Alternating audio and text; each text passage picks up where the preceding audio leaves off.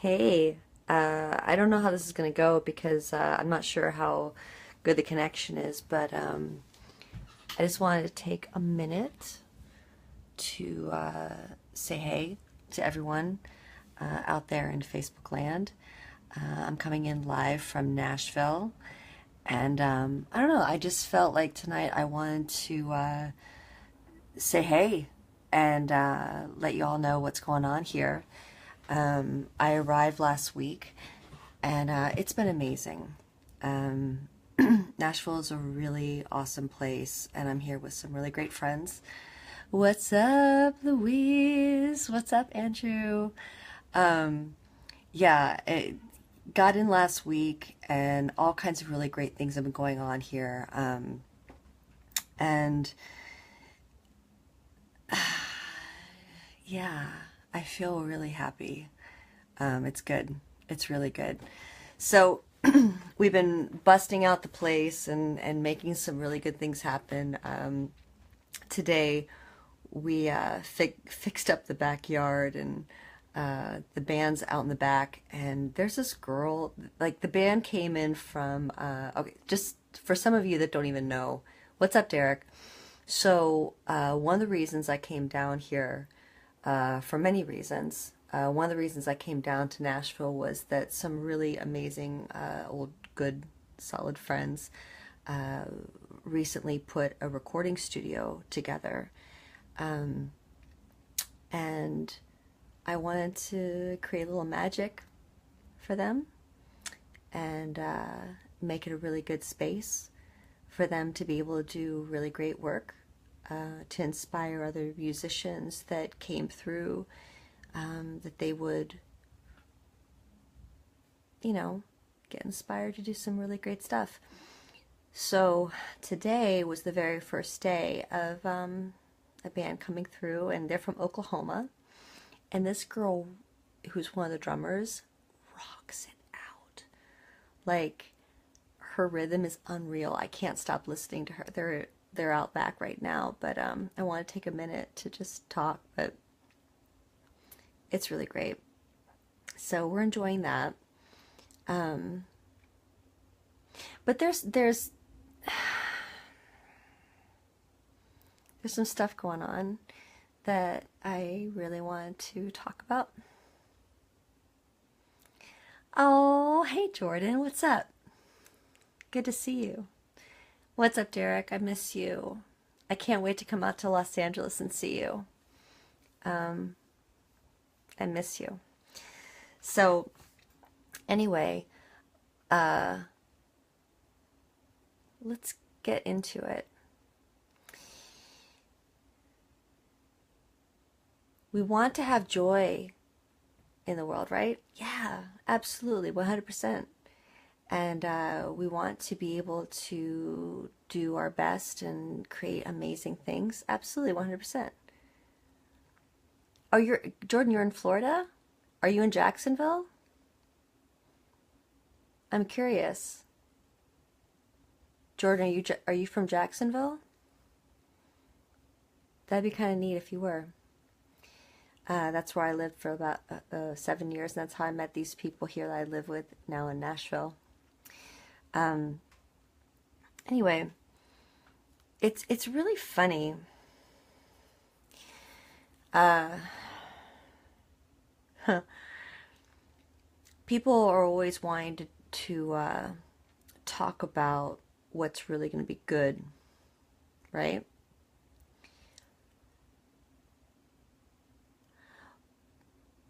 When you know what really lifts up people. Central Florida, what part? Jordan, what part? Well, Jordan, tell me what part. You from Orlando? Hey, Louise. Good day to you. Um, it's funny because in my reality, with all the different things that have gone on with me, uh, you know, you grow up sometimes with some really jacked up stuff. We all do. And we navigate it, right? We navigate it and we find what's really good, right? Hopefully, most of us try to. And you're in this groove and people think you're so cool and you're doing all this stuff and you're like, I'm just focused, I'm not talking about any of the bad stuff. Wait, you're 2 hours south of Orlando, dude. Okay, that's awesome. I think Orlando is as far south as I got in Florida. A couple times I went to Miami, but I haven't really gone that far. But thanks, Jordan. Yeah, cool. Um, but it's funny, like, we get into this groove with whatever we're doing, whether it's music or art or whatever you're into. I mean, for me, it was always like, I only kind of like got into my groove when it was like music or art. Right? So that's all I can talk about.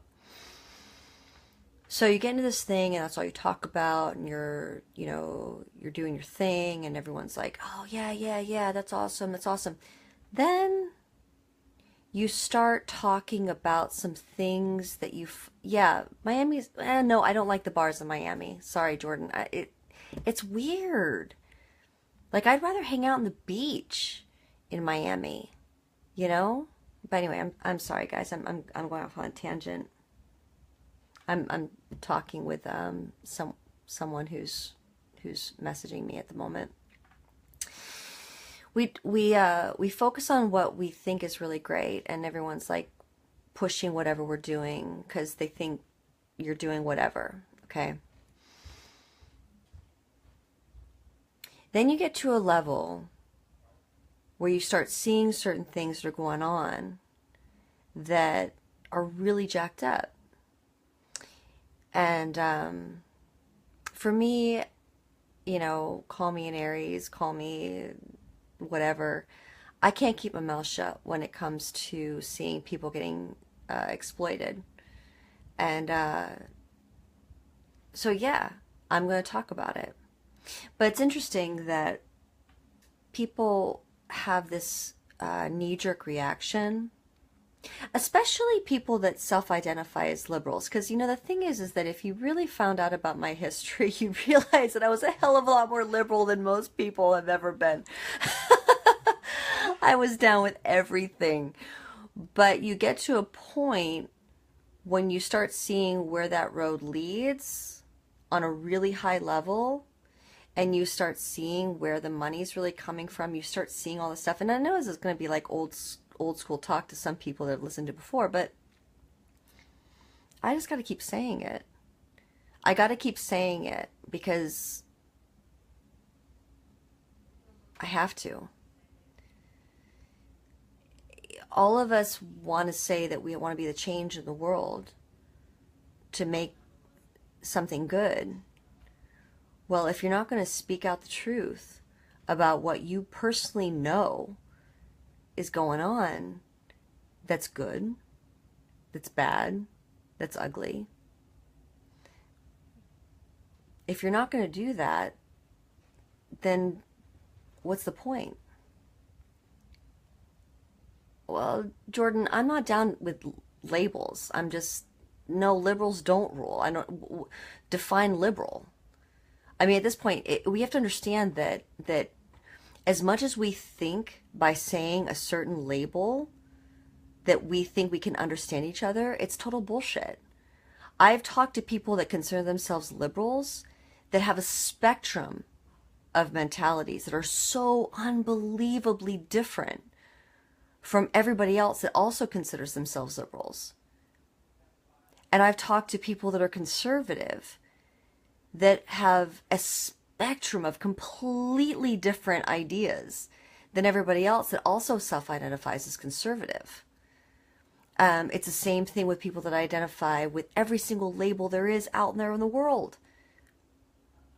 It doesn't matter. The labels are bullshit. It's a stereotype. And it doesn't tell you anything about individuals. It doesn't allow any individual to be able to truly share their story and what's going on with what they've experienced in their own reality.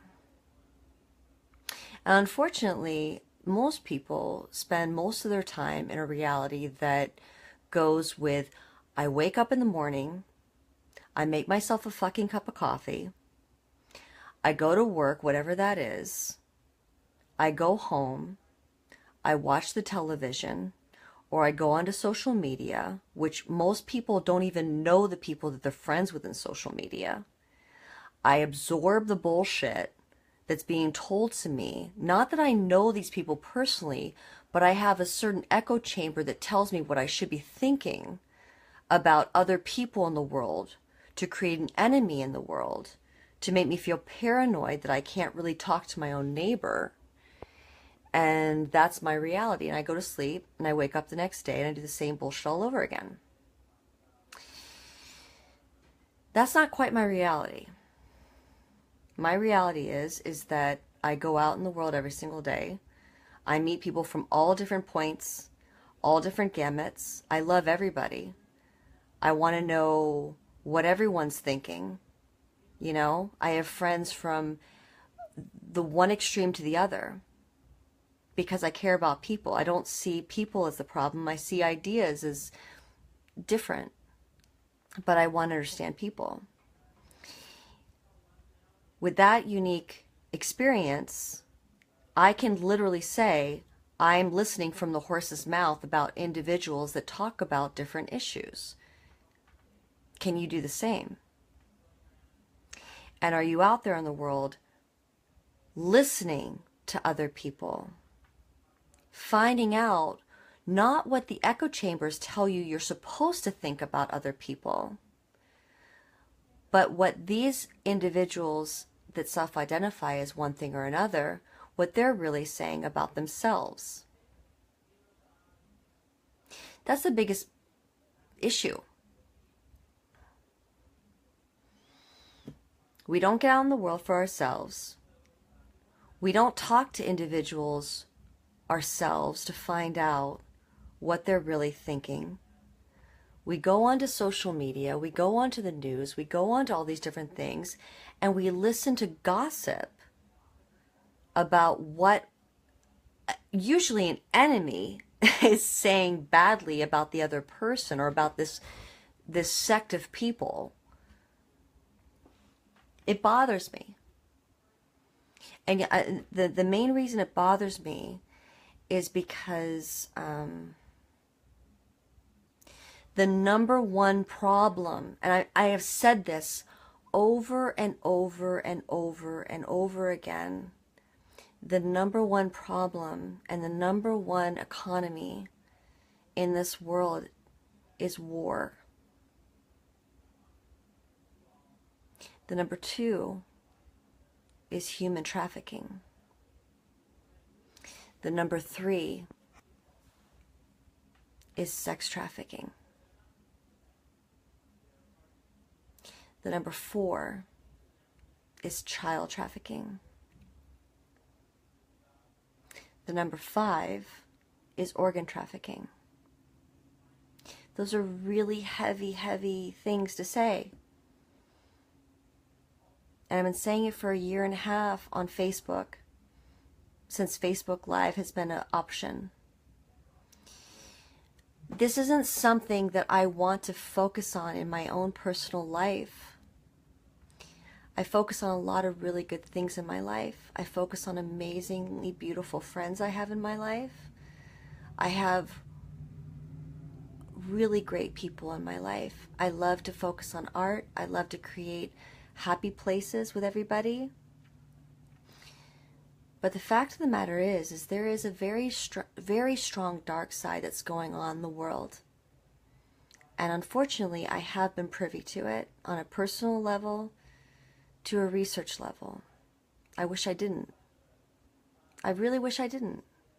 I wish I didn't know this stuff. I wish I could go along with the rest of, whatever, society that just, they go, fuck it. I've got my family, I've got this stuff, I'm going to focus on that. I don't have that. But I have experienced these things firsthand. And secondhand with pulling friends out of this kind of crap. And when you're trying to create a really good life and people are always talking about wanting to make the world better, but no one wants to look at those 5 strongest industries that run the entire world, that every other industry trickles down from it,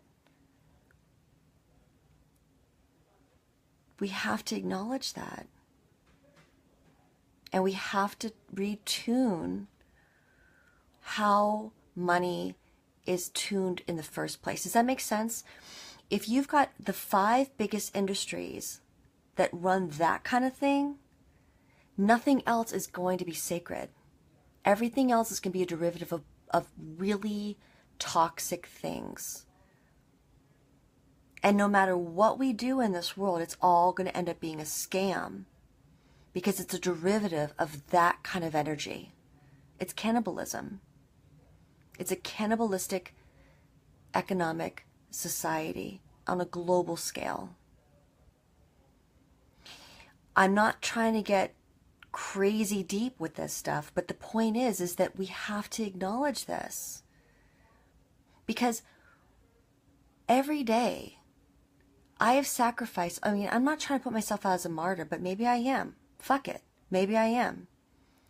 But ever since 2006, and I started finding this stuff out in 2001, but ever since 2006, I've really dedicated my life on a personal level to trying to navigate how to live my life and how to inspire other people in my personal life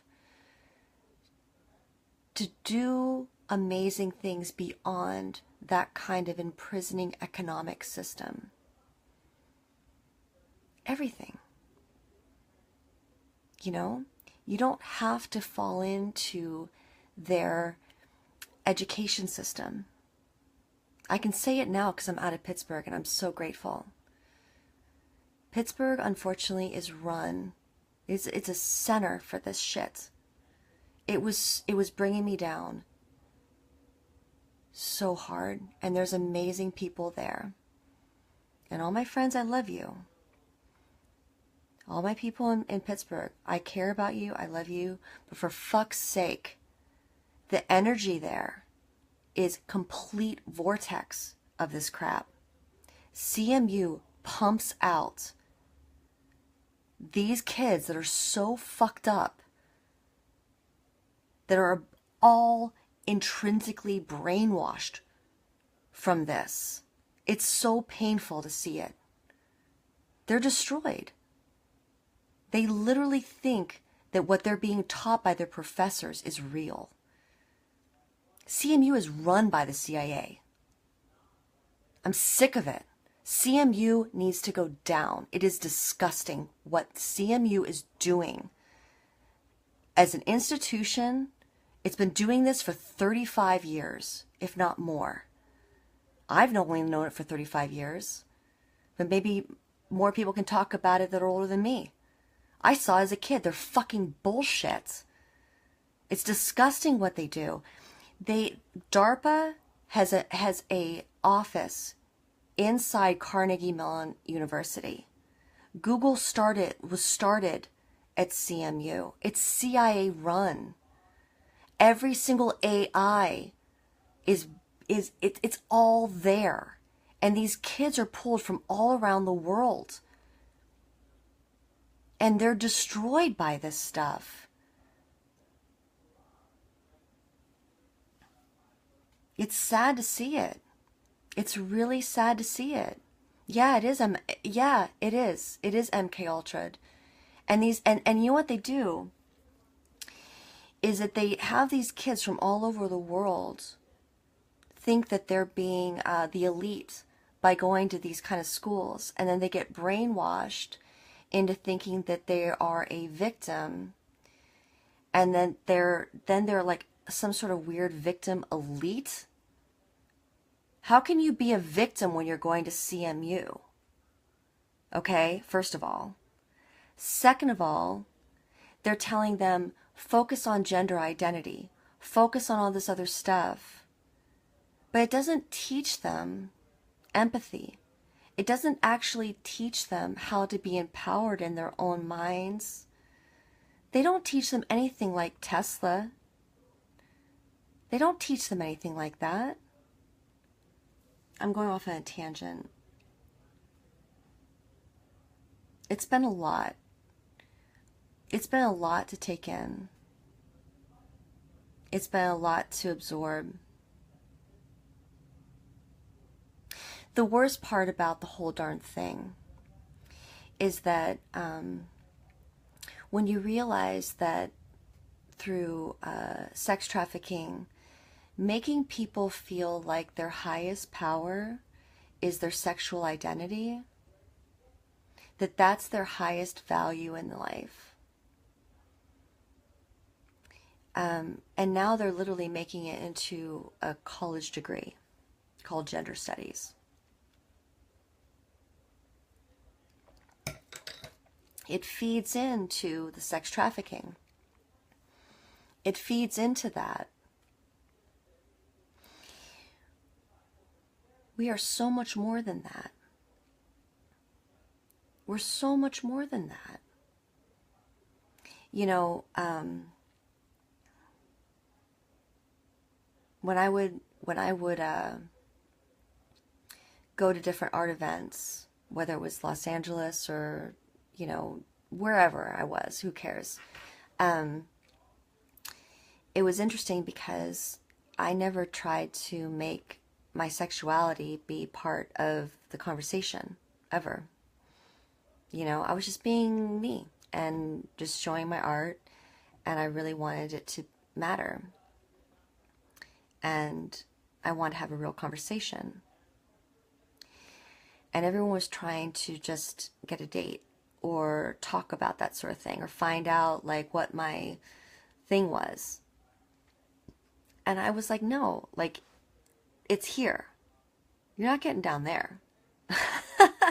That's my choice of personally what I'm down with. But like, no, this, like right now, it's here. That's what we're talking about here, right here. And with all these young kids coming up, their art is down there. It starts down there, not up here. And they call that empowerment. What's going on? How? What? And on top of that, when you realize the millions and almost billions of people that are literally trafficked for sexual abuse, not on an art level, on a real gnarly level, how can we possibly think that that is empowerment? How can you possibly think that's art?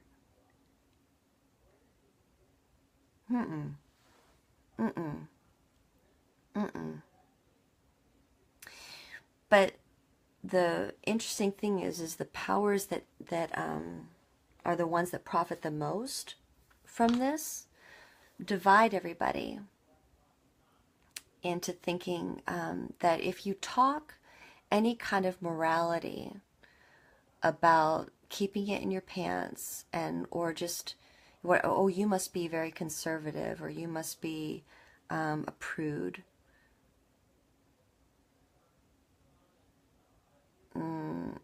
No. No. Unless you're completely out there and you're willing to do whatever. It's like, it was an article that I posted today that really brings it to the forefront of what's really going on. And it's going to be a hard pill to swallow for a lot of people that self-identified as liberal. And this isn't, you know, and I am liberal. I was liberal. I don't even know what those words mean anymore. I'm just free to believe what I want to believe at any given moment. And I like other people to do the same thing too. But when you're faced with a clear conversation of bullshit, I mean, I hope regardless of whatever label you call it, you're going to go, this is crazy. So the Women's March, they're trying to protect Backpage.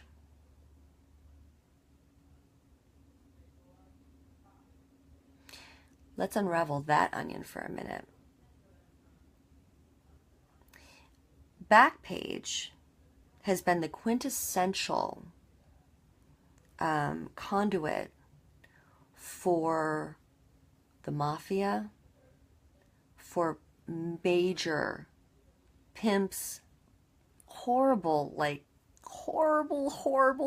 situations of like people getting pulled into really awful exploitative situations that they thought they were getting into a situation for one reason, and next thing you know, they end up becoming an escort. Children getting trafficked through gas stations, private homes, hotels. The level of depravity that I know on a personal level from hearing stories from people that I know personally who have told me their stories of what they've gone through being trafficked through Backpage. This is not theory that I'm talking about right now. This is why I am so passionate about this specific situation that's going on in the world. These are real people that were manipulated, abused, exploited, and sold on Backpage. And you've got people that call themselves these progressive, liberal, progressive leaders that are trying to protect Backpage, but they're the exact same people that make their money and are paid by global CIA, UN, global human traffickers. And we're going to sit there and listen to them and tell them that, oh, that must be so great. Yeah, let's fight for sex workers. Do you understand what really happens behind those closed doors of what they want to market as a sex worker? When I was in Los Angeles, it was an interesting climate. There are some situations where they want to squeeze you to feel desperate so that you call yourself talent by being an escort or being a hot girl to go to different parties, to be a caterer or host or a talent or whatever. It's a game. It's a game of consent versus non-consent. When you fall into a level of fear where you want so badly to become a star, you want to become something, you want to become somebody, and you feel squeezed, okay? You have the choice in this climate of consenting or not consenting to this kind of stuff. It's everywhere in Los Angeles, everywhere. You go on to Craigslist tonight. Go to Craigslist in Los Angeles tonight and see what the opportunities are, especially for young women that are being sold that they want to be the next Miley Cyrus, the next Lady Gaga, the next Rihanna, the next Beyonce. See what those opportunities are. See what happens. See what you see on Craigslist. You got tons of young people that show up in Los Angeles and they want to be the next big thing. But they don't have a trust fund. And they're hoping that their supposed talent, that American Idol, American Idol, or maybe John Casablanca in Columbus, Ohio tells them they're going to be the next big thing. See what opportunities they have when they get out there and they don't have real friends and they don't have real connections. They don't have real focus and a real concept of who they really are in this world. See what their options are. And there are more people that are going down that road than there are people that truly know who they are. They know exactly what they're about. They know what they're going to consent to, and they know what they're not going to consent to. And they have no fear. How many people do you know live that? And how many people do you know live in that fear of being accepted by what they want their dream to become, based on the idea of wanting to be like Beyonce? So, you got that scenario for the majority. What kind of road are they going to go down?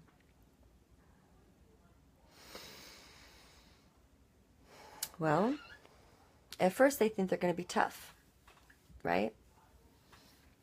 And then they realize a few months into it, crap, if I don't have really good friends, and I don't have a really solid connection, and I don't really know who I am, there's a lot of roads I can go down that may be really pretty bad. Pretty bad. This is the conversation that I talk about.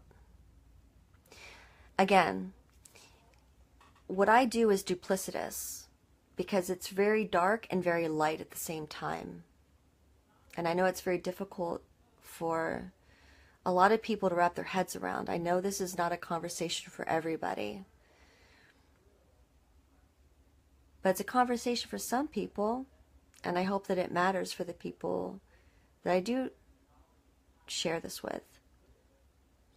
Because in my journey, no matter how broke I was, no matter how fucked up the situation was, I never, ever consented to that bullshit. And I also pulled out people I cared about very much from that kind of crap. I consulted with a lot of people. Just somehow God put those people in my realm at the right time, at the right place, and talked about that. It's important. And I'm not saying that to be prideful. That's a really hard place to be. And it's really hard when, you're talking to a friend who really wanted to be this dream. But the reality is that what they were being asked to do was absolutely 100% a nightmare. And you have to be their friend in the worst sense possible, and telling them that what they're going for in their supposed dream is going to destroy them. And they may not like you for that. Do you know how many times I've been put in that situation? That's a shitty situation to be in. You don't want to destroy anyone's dreams, but you also see that if they go down that route, they're going to lose everything. Their mind, their body, their soul, their character, everything. And if you're a true friend, you got to tell them the truth sometimes. And sometimes they're going to hate you for it. That's been my journey. I've had to pull people out of some really messed up stuff. Sometimes they listen, sometimes they don't. But we got to look back in a society that's constantly being sold dreams that's not real.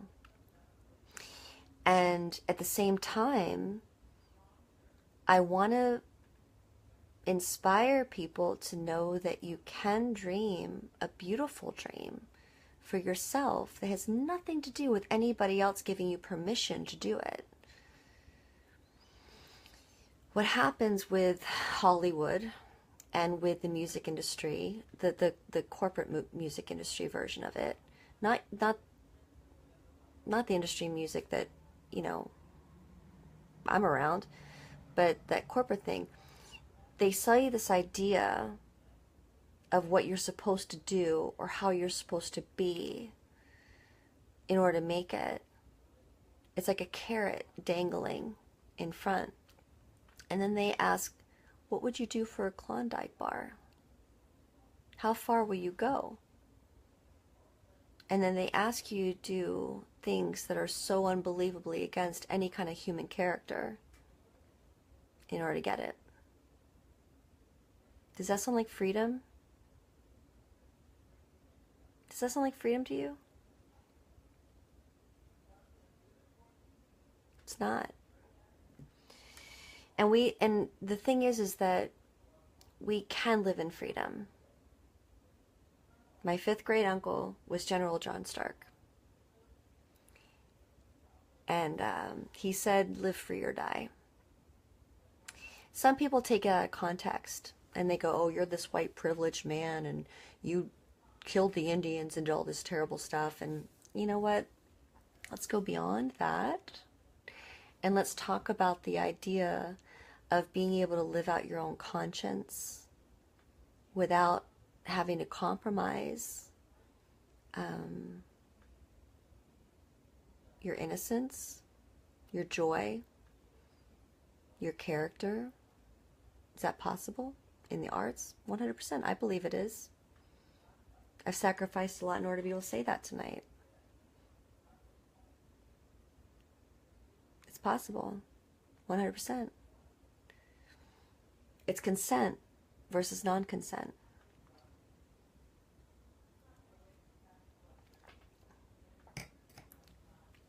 You either consent to something that you know is less than what you can be involved with, or non-consent that says, I'm going to stay true to myself and I'll find my tribe, you know?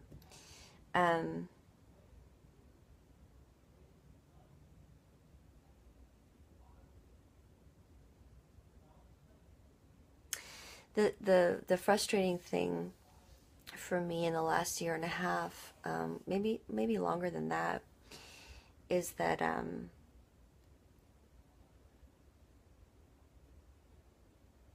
when you learn these things and you find out, you know, what's really going on, and you really truly in earnest want to share it with people because you hope that it will help them,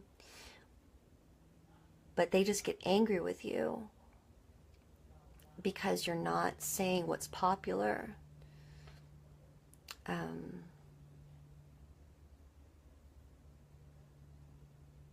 Because from what they understand it to be, but they haven't really gone there. They haven't really gone that deep with it. It's hard. It's hard. And I don't know why. Maybe I just have a big mouth. I probably do. I know I do. I don't mean to. I just give a shit.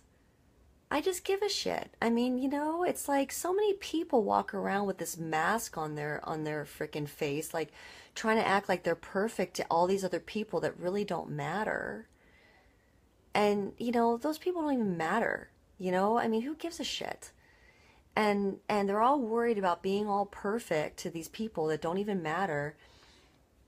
And when you really care about other people, whether they get it or not, and you want to share something that will hopefully help maybe them